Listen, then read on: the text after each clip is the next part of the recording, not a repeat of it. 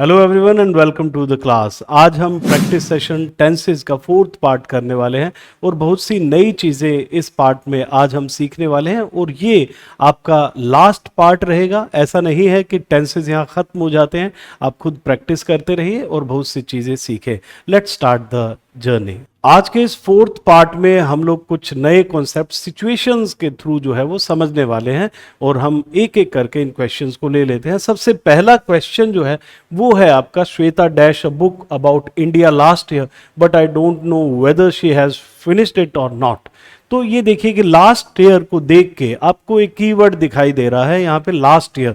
तो इस last year को देख के हो सकता है कि आपको लगे कि सेकंड फॉर्म का यूज कर लिया जाए, लेकिन क्या है कि अगर हम सिचुएशन को देखेंगे तो यहां पता चल रहा है कि श्वेता जो है लास्ट ईयर कुछ ऐसा कर रही थी, वो पूरा हुआ है या नहीं ये अभी तक पता नहीं है। तो कुछ वो कर रही थी, कुछ ऐसी चीज थी जो कहीं ना कहीं कंटिन्यू थी, जो कि चल रही थी और अभी पूरी हुई है या नहीं ये हमें पता नहीं है। जैसे मैं कहूं कि last Sunday I was playing in the ground. Someone came, I ran from there. तो क्या हुआ, last Sunday I was playing. तो हो सकता है कि लास्ट संडे के साथ मीन्स ओल्ड टाइम के साथ मैंने वोज वर आईएनजी का यूज कर लिया, तो ये पॉसिबल है। तो यहां पे अगर हम पूरे सेंटेंस को पढ़ेंगे तो आपको समझ आएगा कि Shweta was writing a book about India last year but I don't know whether she has finished it और नॉट। तो आपका ऑप्शन वोज राइटिंग जो है वो बिल्कुल सही होगा। हम आगे बढ़ते हैं और नेक्स्ट क्वेश्चन देखते हैं। ये है she dash a made by next year. तो ये बाय प्लस जो टाइम होता है फ्यूचर का, बाय प्लस टाइम, एक बार थोड़ा ध्यान से समझ लें। बाय प्लस टाइम, और अगर फ्यूचर को कुछ ये इंडिकेट करता है तो हम generally will have plus third form या shall have plus third form का यूज करते हैं। जैसे मैं कहूं कि I shall have completed my work by next Sunday, by next Sunday I shall have completed my work. तो यहां पे वही चीज है कि नेक्स्ट संडे तक मैं ये कंप्लीट अपना जो भी वर्क है वो कंप्लीट कर चुका होऊंगा। तो यहां पे वही सेंटेंस है कि she will have employed a made by next year. तो ये ऑप्शन देखिए will have plus third form यहां लिखा हुआ है, तो ये आपका सही ऑप्शन है कि she will have employed a made by next year. तो यही ऑप्शन आपको दिखाई दे रहा है विल हैव थर्ड फॉर्म का, तो यही आपका सही आंसर है। आगे बढ़ते हैं और ये देखते हैं dash she dash a lot of friends at the party. अब यहां पे क्या दिखाई दे रहे हैं आपको कि दो आपको ब्लैंक्स जो है वो गिवन है और दो वर्ड्स आपको यहां पे फिल करने हैं। तो ये देखते हैं हम, डज और मेक्स, ये तो कॉम्बिनेशन बिल्कुल गलत है, क्योंकि आपको ये तो पता ही है कि चाहे डू है, डज है, डिड है, उनके साथ जो वर्ब यूज करनी है वो हमें first form of the verb use करनी है विदाउट एस और ईएस। तो यहां पे ये तो गलत हो गया। अगर मैं यहां देखता हूं डिड और मेड, तो डिड है और फिर सेकंड फॉर्म है, तो ये भी गलत हो जाएगा। और यहां पे डू और मेक का कॉम्बिनेशन तो सही है, लेकिन शी के साथ जो है वो हम डू का यूज नहीं करेंगे। तो आपके पास एक ही ऑप्शन जो है वो बचा है, वो है डिड एंड मेक। तो यहां होगा did she make a lot of friends at the party. तो ये आपने देखा कि किस तरीके से ये तीनों ऑप्शंस आउट हो जाते हैं और एक ऑप्शन सही ऑप्शन हमारे लिए बच जाता है, वो है did she make a lot of friends at the party. अब ये देख लेते हैं, none of the new equipment dash yet. यहां यट का यूज हुआ है और यट आपको पता है कि हम जनरली कहाँ यूज करते हैं, हैज हैव थर्ड फॉर्म जब होता है तो हम क्या यूज करते हैं, यट का यूज करते हैं। जनरली नेगेटिव सेंटेंसेस में हम यूज करते हैं, जैसे मैं कहूं कि he has not arrived yet, he has not arrived yet. तो यहां पे तो नन से ही शुरू हो रहा है, तो ये तो हो ही नेगेटिव से स्टार्ट रहा है, तो यहां पे नॉट लगाने की आवश्यकता फिर से है नहीं। तो आपको दिया है none of the new equipment has arrived yet, यहां पे सही आंसर होगा। और हैज अराइव्ड क्यों होगा, क्योंकि एक तो नन है ही और दूसरा यहां इक्विपमेंट जो है वो क्या है, वो अपने आप में क्या है, अनकाउंटेबल है, और अनकाउंटेबल के साथ हम सिंगुलर यूज करेंगे, इसलिए यहां पे हैव यूज नहीं हुआ है, यहां पे हैज अराइव्ड जो है वो यूज हुआ है। और आपका कीवर्ड जो है वो क्या है, यट आपका कीवर्ड है जो आपको बता रहा है कि हमें यहां पे has have third form use करना है और यहां पे हैज अराइव्ड यूज होगा। नॉट इसलिए नहीं लगा क्योंकि ये नन से स्टार्ट हुआ है, अपने आप में ये नेगेटिव है। हम आगे बढ़े और ये देख लेते हैं, ये लिखा है कि Shalu dash her driving test on the first attempt. First attempt में ही शालू ने अपना ड्राइविंग टेस्ट पास कर लिया। फर्स्ट अटेम्प्ट में ही पास कर लिया मीन्स कुछ कर लिया, कुछ हुआ, समथिंग शी डिड, कुछ उसने किया। तो इसका मतलब हमें सेकंड फॉर्म का यहां यूज करना। जब भी मैं कहूं कि किसी ने कुछ किया, तब हम क्या यूज करते हैं? Second form of the verb use करते हैं। तो यहां Shalu passed her driving test on the first attempt use होगा। तो यहां पास्ट लिखा है, आप देखेंगे कि was passing, has been passing और इज पासिंग बिल्कुल अलग से ऑप्शंस लगेंगे। बिल्कुल सही जो है वो है आपका पास्ट। और इसके बाद नेक्स्ट क्वेश्चन हम देख लेते हैं। The old lady dash for a long time before she dash away. तो ये बिफोर शी डैश अवे लिख रखा है यहां पे कि the old lady dash for a long time before she dash away.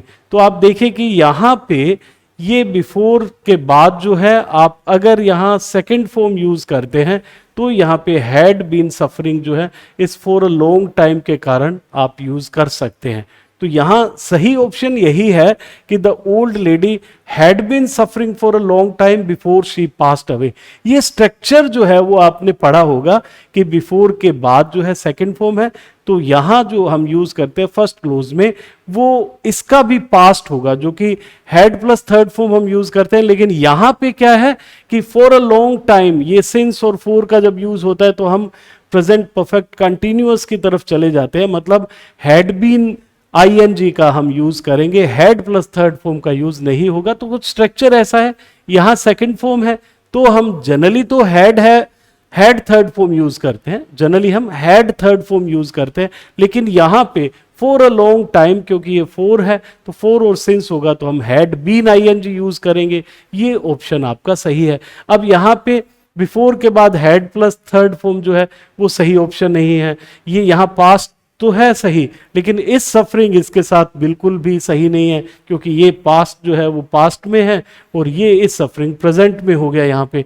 फिर यहां पास्ट है और ये प्रेजेंट में हो गया, तो ये कोई ऑप्शंस बाकी जो है वो सही नहीं है। सेकंड फॉर्म है बिफोर के बाद और पहले आपने क्या यूज कर लिया है? Had been ING. और हैड बीन आईएनजी किस कारण से यूज किया है? फॉर अ लॉन्ग टाइम के कारण आपने ऐसा यूज किया है। और बाकी कहीं भी आप देखें कि ऐसा ऑप्शन दिखाई नहीं दे रहा है। हैज बीन भी कहीं नहीं लिखा हुआ है। आप हैड बीन जो है वो यहीं आपको दिखाई दे रहा है, कहीं बीन प्लस आईएनजी तो और ऑप्शंस में है भी नहीं कहीं भी। तो आपका बीन प्लस आईएनजी में ये ऑप्शन है। और बीन प्लस आईएनजी किस कारण से मैं कह रहा हूं? ये फोर प्लस टाइम के कारण से कह रहा हूं कि ये सही आंसर है। हम आगे बढ़ते हैं और ये देखते हैं, I dash an appointment with the dentist soon. यहां सून जो है वो वर्ड बता रहा है कि सून का मतलब आप एक बिल्कुल फ्यूचर की बात कर रहे हैं, आने वाले समय की बात कर रहे हैं। तो यहां पे आपको दिखाई पड़ रहा होगा कि एक ये जो है वो फ्यूचर में सेंटेंस है, तो आएगा I will make an appointment with the dentist soon. तो फ्यूचर में आपको ये विल मेक जो है वो दिखाई दे रहा है, इसलिए आप यहां लिखेंगे I will make an appointment with the dentist soon. ये सून जो वर्ड है this is the key word, और इसी की वर्ड से आपको ध्यान लग रहा है कि हमें विल मेक का यूज यहां पे करना है। तो आपने देखा कि किस तरीके से कुछ की वर्ड को आप पकड़ते हैं और उस की वर्ड से ही आप आंसर्स को सर्च कर लेते हैं, ढूंढ लेते हैं। तो कम से कम ऐसा तो होता ही है कि आप दो ऑप्शंस को एलिमिनेट तो कर ही देते हैं। और रही बात दो ऑप्शंस की, तो आप थोड़ा सा अगर ध्यान से पढ़ेंगे तो आपको बात समझ आ जाएगी। अब देखिए, ये है a journalist dash to interview you later today. ये लेटर टुडे जो है ये भी क्या है? ये लेटर वर्ड जो है वो भी आने वाले फ्यूचर की बात जो है वो कर रहा है। जब हम अभी की बात कर रहे हैं तो लेटर मीन्स अब कुछ समय बाद की बात करें, फ्यूचर की बात हम लोग कर रहे हैं, तो ये भी फ्यूचर से रिलेटेड है। तो हम देखें कि यहाँ फ्यूचर से रिलेटेड जो है ये यहाँ पे वर्ड आपको दिखाई दे रहा है, a journalist will be coming to interview you later today. तो बहुत ही अच्छा सा कॉन्सेप्ट है, आपको कीवर्ड पकड़ना है, कीवर्ड आपने पकड़ लिया, वो क्या है? लेटर है, और लेटर के लिए आपने क्या यूज कर लिया यहाँ? विल बी कमिंग जो है वो आपने यहां सेलेक्ट कर लिया। तो है a journalist will be coming to interview you later today. Later today means जो आज की बात कर रहे हैं, आने वाले जो समय है उसके बारे में हम बात कर रहे हैं। लेटर का मतलब अभी से बाद में आने वाला जो समय है, इसलिए यहां पे विल बी कमिंग हमने यूज किया। ये है I asked him what his name. अब देखिए ये यहां ये सीक्वेंस ऑफ जो टेंस होता है उसका क्वेश्चन है। यहां पे आई आस्क्ड हिम लिखा हुआ है और ये जो क्लोज है आपका मेन क्लोज जो है वो पास्ट में है। तो जनरली आपका जो भी सबऑर्डिनेट क्लोज होगा वो क्या होगा, वो भी पास्ट में होगा। तो यहां हम पास्ट देख लीजिए क्या लिखा है, पास्ट तो ये दो फॉर्म्स है और हिज नेम के साथ तो हम क्या यूज करेंगे, वोज यूज करेंगे। तो ये सेकंड ऑप्शन आपका बिल्कुल सही है। I asked him what his name was. देखिए आप इसमें एक चीज और देखें कि आप जब भी इस तरीके से लिखते हैं I asked him what his name was, तो आप कभी भी इसको जो सबऑर्डिनेट क्लोज है इसको क्वेश्चन में नहीं लिखें कि व्हाट वोज हिज नेम, नहीं लिखें। क्या लिखेंगे, व्हाट हिज नेम वोज। तो वोज जो है वो बाद में लिखा गया है, तो ऐसा नहीं लिखा गया कि व्हाट वोज हिज नेम, क्योंकि जो सबऑर्डिनेट क्लोज है उसको हमने क्वेश्चन फॉर्म में नहीं लिखना होता। तो यहां पे इसीलिए लिखा है I asked him what his name was. ये देखते हैं your train dash in an hour so hurry up. यहां भी आपको पता चल रहा होगा कि बात तो फ्यूचर की हो रही है कि 1 घंटे बाद जो है या आपकी ट्रेन जो है वो निकल जाएगी, चली जाएगी, फ्यूचर की बात कर रहे हैं हम, तो इसलिए जल्दी करो।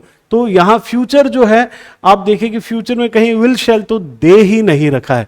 और आपको ये तो पता है कि अगर विल शैल नहीं दे रखा है तो first form of the verb जो होती है उससे भी हम फ्यूचर इवेंट्स को डिस्क्राइब करते हैं। तो फर्स्ट फॉर्म कहां गिवन है, ये भी फर्स्ट फॉर्म है, ये भी फर्स्ट फॉर्म है, लेकिन ट्रेन जो है वो सिंगुलर है, इसलिए आप लीव्स यहां पे यूज करेंगे, आप यहां लीव यूज नहीं करेंगे। तो लिखेंगे your train leaves in an hour so hurry up. आपको समझ आ गया होगा कि किस लिए लीव्स आया, क्योंकि यहां लीव्स जो है फर्स्ट फॉर्म है, ट्रेन सिंगुलर है, इसलिए यहां लीव्स लिखा है हमने, और ये फर्स्ट फॉर्म जो है वो फ्यूचर को इंडिकेट कर रही है, उसको डिस्क्राइब कर रही है। यहां लिखा है we can go out now it dash any more. तो कहने का मतलब कि अब हम बाहर जा सकते हैं, अब बरसात नहीं हो रही है। You can go out now, it is not raining any more. तो क्या हुआ, इट इज नॉट रेनिंग जो है वो सही ऑप्शन है। आपने सेंटेंस पढ़ा, इसकी सिचुएशन से ही समझ आ गया कि अब आप बाहर जा सकते हैं, हम बाहर जा सकते हैं, क्योंकि अब बरसात नहीं हो रही है। It is not raining any more. तो यहां पे इज नॉट रेनिंग बिल्कुल सही है। तो यहां पे देखिए ये वॉज नॉट रेनिंग दे रखा है, हैज नॉट रेन दे रखा है, वुड नॉट रेनिंग दे रखा है। ये वुड नॉट रेनिंग का तो कॉन्सेप्ट ही गलत है बिल्कुल। हैज नॉट रेन्ड भी गलत हो जाएगा। वॉज नॉट रेनिंग हमने इसलिए नहीं लिखा क्योंकि ये तो पास्ट की बात कर रहा है। हम यहां पे कह रहे हैं कि it is not raining any more now. फिर ये है don't worry dash late tonight. Don't worry if, चिंता मत करना यदि मैं लेट हो जाऊं, चिंता मत करना यदि मैं लेट हो जाऊं। तो आपको समझ आ गया कि यहां ये इफ तो लिखा हुआ है, और यहां देखिए इफ आई विल बी, ये विल जो होता है इफ के साथ मैंने आपको बताया है कि कभी भी विल शैल का यूज हम नहीं करेंगे इस तरीके से। If I will be late, ये गलत हो जाएगा, तो यहां पे ये गलत हो गया। तो क्या लिखेंगे, don't worry if I am late tonight. I am late tonight, क्योंकि ये ही जो है अपने आप में फ्यूचर को इंडिकेट कर देगा, हमें विल शैल का यूज जो है वो नहीं करना है। व्हेन आई एम नहीं लिखेंगे हम, क्योंकि ये हम थोड़ा सा जो आपका सेंटेंस है इसके थ्रू आपको समझ आ रहा होगा कि hमें यहाँ पे इफ का यूज जो है वो करना है जनरली। देखिए इफ क्या होता है कि अगर मैं बताऊं कि if I am late, if you go there and when you go there, तो व्हेन यू गो देयर में थोड़ा मैं कहूं कि एक निश्चित होता है कुछ चीज का होना। When he comes here I will go with him, इसका मतलब ये तय है कि वो आएगा तो सही, व्हेन ही कम्स हियर। और जब मैं कहता हूं इफ ही कम्स हियर, तो वो क्या हो, यदि वो आएगा, तो इट इज डाउटफुल कि वो आएगा या नहीं, ऐसा कुछ क्लियर नहीं है। लेकिन व्हेन से एक क्लैरिटी होती है, मैं कहूं कि एक सर्टन होता है कि कोई भी व्यक्ति कुछ काम करने वाला है कि व्हेन ही कम्स, जब वो आएगा, मतलब आएगा तो सही। और इफ ही कम्स का मतलब क्या हुआ कि हो सकता है वो आए या फिर हो सकता है ना आए। तो इफ में एक डाउट रहता है, व्हेन में थोड़ा सा सर्टेन होती है चीजें। तो यहां इफ का यूज करेंगे, सेंटेंस की थोड़ी जरूरत है। Don't worry if I am late tonight. फिर लिखा है we are good friends, we dash each other for a long time. ये देखिए फॉर अ लॉन्ग टाइम यहां पे आ गया है। तो आप सोच रहे होंगे कि हैव बीन नोइंग लिख दें, लेकिन हैव बीन नोइंग जैसे कॉन्सेप्ट गलत है, क्योंकि नो वर्ड जो है वो कंटिन्यूअस फॉर्म में हम नहीं लिखते हैं, इसलिए ये यहां गलत हो जाता है। और क्योंकि फॉर अ लॉन्ग टाइम के लिए मैंने बात की है कि अगर वो प्रेजेंट परफेक्ट कंटिन्यूअस नहीं है, मतलब हैज बीन में नहीं है, तो एक और ऑप्शन आपके पास होता है, हैज हैव थर्ड फॉर्म का एक ऑप्शन आपके पास रहता है। तो हैज हैव थर्ड फॉर्म कहां है, ये है। और वी के साथ नोज तो आ ही नहीं सकता, और पास्ट तो बिल्कुल आउट ही हो गया। तो हम लिखेंगे we are good friends, we have known each other for a long time. ये फॉर अ लॉन्ग टाइम के कारण जो है हैव नोन का आपने यूज किया है। तो हमने कुछ एक क्वेश्चन इससे रिलेटेड पहले भी किए हैं और आपको अच्छे से समझ आ गया होगा। ये क्वेश्चन देख लेते हैं। जतिन डैश टेनिस वंस और ट्वाइस अ वीक, वंस और ट्वाइस अ वीक। तो यहां है कि जतिन इज प्लेइंग यूजुअली, ये देखिए स्ट्रक्चर गलत है, इज यूजुअली प्लेइंग। तो यहां पे यूजुअली है, तो हमें जनरली जो है प्लेज वर्ड का यूज हमें करना चाहिए। यूजुअली ये क्या है, फ्रीक्वेंसी वर्ड है। वो जैसे मैं कहूं ओफन है, सेल्डम है, हार्डली है, स्केर्सली है, यूजुअली है, ये सब फ्रीक्वेंसी वर्ड्स होते हैं और इनके लिए हम generally first form of the verb use करते हैं। तो ये कॉम्बिनेशन आपका सही है, लेकिन इन दोनों में से क्या सही है ये देखते हैं। तो जतिन एक स्ट्रक्चर है कि यूजुअली यहां जो है वो वर्ब से पहले लगना चाहिए। तो हम क्या लिखेंगे, Jatin usually plays tennis once और ट्वाइस अ वीक। देखिए वंस और ट्वाइस अ वीक भी क्या है, अपने आप में फ्रीक्वेंसी वर्ड्स हैं, ये भी फ्रीक्वेंसी को ही बता रहे हैं। तो हम लिखेंगे Jatin usually plays. Jatin plays usually क्या है, ये एक तरीके से इसका प्लेसमेंट जो है वो सही नहीं है। प्लेसमेंट क्या होगा, जतिन यूजुअली प्लेज। तो हम यहां पे इसके प्लेसमेंट के आधार पर इसे सही मानेंगे कि Jatin usually plays tennis once और ट्वाइस अ वीक। ये क्वेश्चन देख लेते हैं। The man sitting next to me on the plane was nervous. पहले तो ये देख लो कि ये सेंटेंस पास्ट में है। तो लिखा है the man sitting next to me on the plane was nervous because he dash before, he hasn't flown, he didn't fly, he hadn't flown, he wasn't flying. ये बिफोर वर्ड जो है वो experience को बता रहा है। अगर मैं कहता हूं कि I haven't done it before, तो आपको ये बात समझ आई कि कुछ है तो परफेक्ट का sentence he. I haven't done it before, I haven't done it before बिल्कुल सही है कि मैंने ऐसा पहले कभी नहीं किया। I haven't done it before. तो बिफोर जो है वो हैज नॉट, हैव नॉट या हैज हैव थर्ड फॉर्म जो है वो बताता है। तो यहां पे क्योंकि ये पास्ट में है, इसलिए हम हैज नोट थर्ड फॉर्म नहीं लगा के had note third form use करेंगे।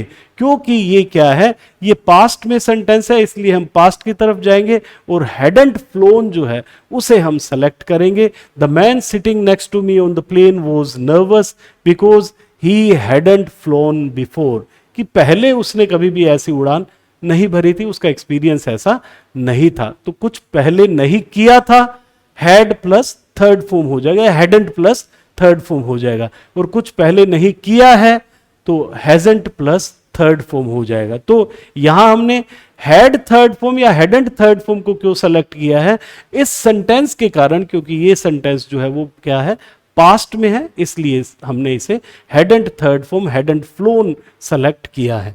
इसके बाद जो है ये आज का हमारा लास्ट सेंटेंस है और यहां लिखा है इट्स 2 years डैश मोक्ष। तो यहां लिखा है दैट सिंस।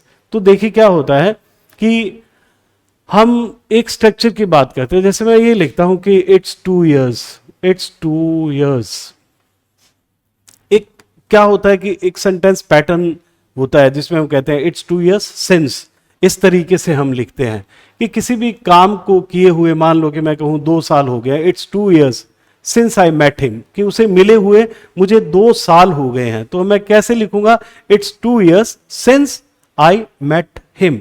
तो क्या किया मैंने, सिंस के बाद सेकंड फॉर्म का यूज किया है कि it's 2 years since I met him. इसको मैं एक और तरीके से लिख सकता हूं, इट हैज बीन 2 years भी लिख सकता हूं, इट हैज बीन 2, इस तरीके से लिख देता हूं, sorry, it has been 2 years since, और यहां पे भी क्या लिखूंगा मैं, सेकंड फॉर्म लिखूंगा। ये देखिए एक स्ट्रक्चर ये हो गया, एक ये हो गया।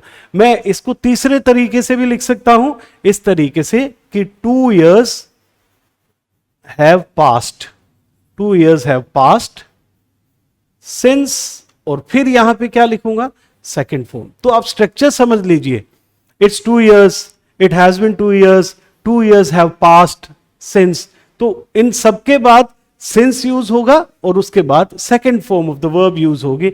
तो मैं लिखूंगा it's 2 years since I saw मोक्ष, कि मोक्ष को देखे हुए 2 साल हो गए हैं। मोक्ष कोई लड़का है, उसे देखे हुए 2 साल हो गए, तो मैं क्या लिखूंगा, इट्स 2 years सिंस आई सो मोक्ष। तो यहां पे ये ऑप्शन जो है वो बिल्कुल सही है। सिंस आई डिडंट सी नहीं करके हम जनरली क्या है, इसे अफर्मेटिव सेंटेंस में लिखते हैं, सिंस आई सो हिम, कि उसे देखे हुए 2 साल हो गए हैं। तो इट्स 2 years सिंस आई सो मोक्ष बिल्कुल आपका सही आंसर है।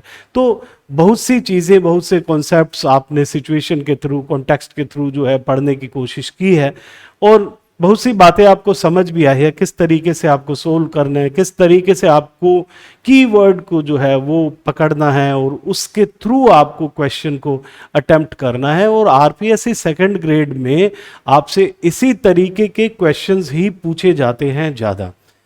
तो कहीं भी बहुत ज़्यादा डीप जाने की आपको आवश्यकता नहीं है, इसी तरीके से आप करते रहे, बहुत सी बातें आपको समझ आ गई है, और कहीं प्रैक्टिस आपको क्वेश्चंस दिखाई पड़ते हैं, उन्हें रोज करते रहें। ऐसा नहीं है कि टेंसेस खत्म हो गए हैं, इन सेंटेंसेस के अंदर ही सिमट गए हैं, लेकिन बहुत सा पार्ट जो आपके एग्जाम में पूछा जाता है वो तो लगभग कवर हो ही गया है। तो बहुत से नए लोग जो हैं वो ज्वाइन कर रहे हैं, चैनल से जुड़ रहे हैं, वो सबसे पहले तो चैनल को सब्सक्राइब कर लें और लाइक करें, शेयर करें, उन लोगों तक पहुंचाएं जो इंग्लिश को बहुत इजी वे से सीखना चाहते हैं और अपने कम्पिटिटिव एग्जाम्स की तैयारी को इफेक्टिव वे से करना चाहते हैं। Thank you very much and have a wonderful day.